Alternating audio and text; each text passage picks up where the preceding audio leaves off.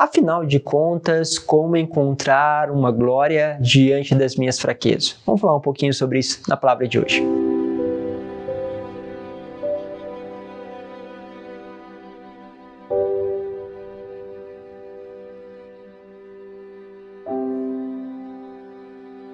Em nome do Pai, do Filho e do Espírito Santo. Amém. Quero já deixar esse convite para você. Acesse aí nos links de descrição do vídeo também os nossos grupos de WhatsApp para que você possa receber esta homilia diretamente no aplicativo e assim distribuir para mais e mais pessoas. Obrigado pelos likes e também por todas as palavras de carinho que vocês têm colocado. Muito obrigado a todos. Bom, eu quero trabalhar com a palavra que está na segunda carta de São Paulo aos Coríntios. Diz assim: irmãos, já que muitos se gloriam segundo a carne, eu também me gloriarei.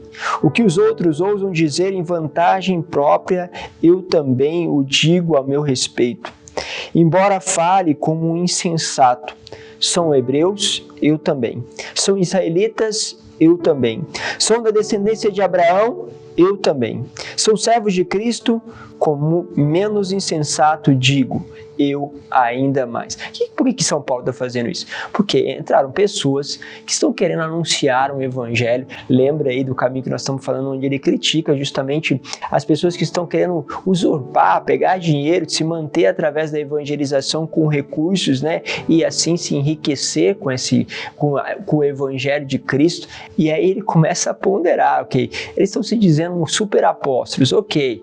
Então, já que é para se gloriar, vamos lá que eu vou falar também o meu currículo, ou seja, eu sou hebreu, eu sou israelita, eu sou da descendência de Abraão e eu sou servo de Cristo ainda mais, né? Vai dizer, né? De fato, muito mais do que ele, ele começa. Pelos trabalhos, pelas prisões, pelos açoites, pelas muitas vezes em que vim em perigo de morte, 5 vezes recebi dos judeus 40 açoites menos um. 3 vezes fui batido com vara, 1 vez fui apedrejado, 3 vezes naufraguei, passei 1 noite e 1 dia no alto mar, fiz inúmeras viagens com inúmeros perigos, perigos de rio, perigos de ladrões, perigo da parte dos meus compatriotas, perigos da parte dos pagãos, perigos na cidade, perigos nos lugares desertos, perigos no mar, perigos por parte dos falsos irmãos, trabalhos e fadigas, inúmeras vigílias, fome e sede, frequentes jejuns, frio e nudez, sem falar de outras coisas, a minha preocupação de cada dia, a solicitude por todas as igrejas. Olha só, ele vai agora despejando. Com certeza esse currículo os outros não têm, ou seja, o currículo de dizer o quanto você sofreu pelo evangelho vai te dizer o quanto você, de certa forma, é servo de Cristo. A quem você está servindo? Eu sirvo ao Senhor e eu recebo, ganho com isso. Isso é muito maravilhoso. Olha quantas coisas eu construí. Olha o que eu consegui através de Cristo. Olha quantas... Ótimo, tudo bem. Se isso aí quer dizer que você é um bom discípulo, Paulo está dizendo, pô, se isso aí é o que te dá razão para ser um super apóstolo, ao recurso... Gente, é interessantíssimo. Olha esse discurso de Paulo, se ele não combina com o que nós vemos, né, de pessoas andando de helicóptero, fazendo isso, fazendo aquilo, mostrando prédios, mostrando casas, mostrando coisas que ganharam por causa do evangelho. E Paulo tá ok, vocês são super apóstolos porque ganharam tudo isso. Bom, Paulo vai dizer assim para eles, então vamos lá, você fez vigília, jejum, nudez, foi maltratado, foi perseguido, passou por calúnia, né? E Paulo começa a enumerar várias vezes com perigo de morte.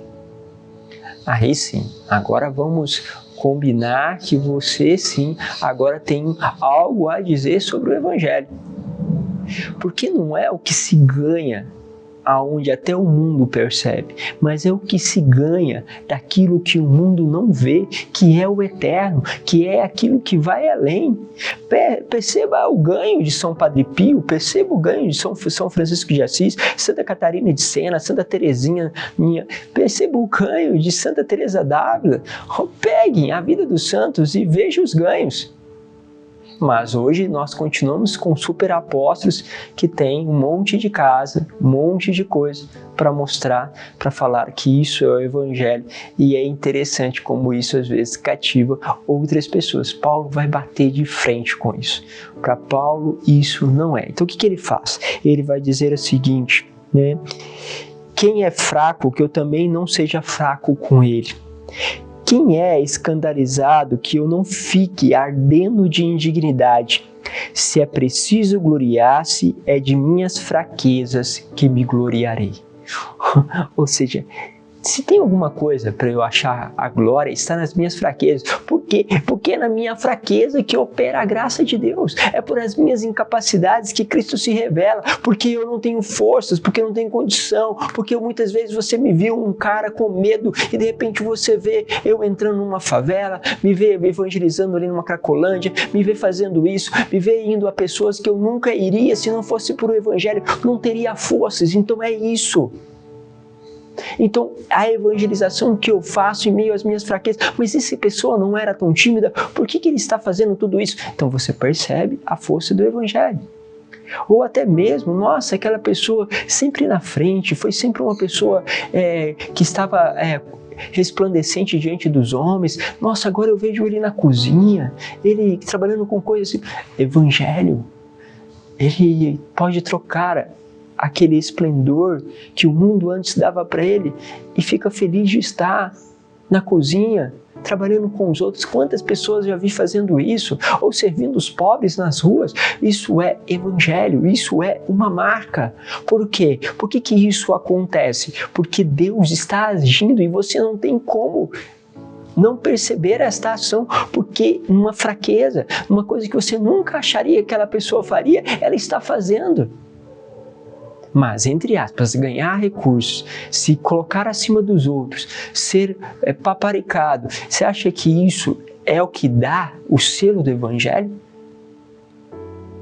Pois bem, percebam aquilo que é moeda falsa, aquilo que não tem valor. Por isso que os dominicanos, por exemplo, quando escolheram evangelizar, escolheram a pobreza, não porque eles queriam, de certa forma, tinham chamado a uma vivência especial à pobreza, mas percebiam que a pobreza era que dava autenticidade ao anúncio.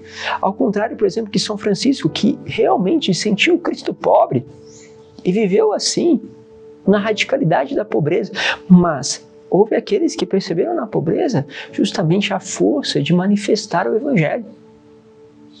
Num tempo em que nós também falhamos com grandes riquezas.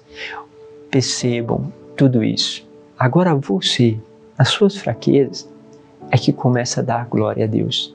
Quando as pessoas começam a perceber que você mudou, que você de repente está com uma força naquilo que até então parecia fraqueza para os outros. Deus vos abençoe, Pai, Filho e Espírito Santo. Amém.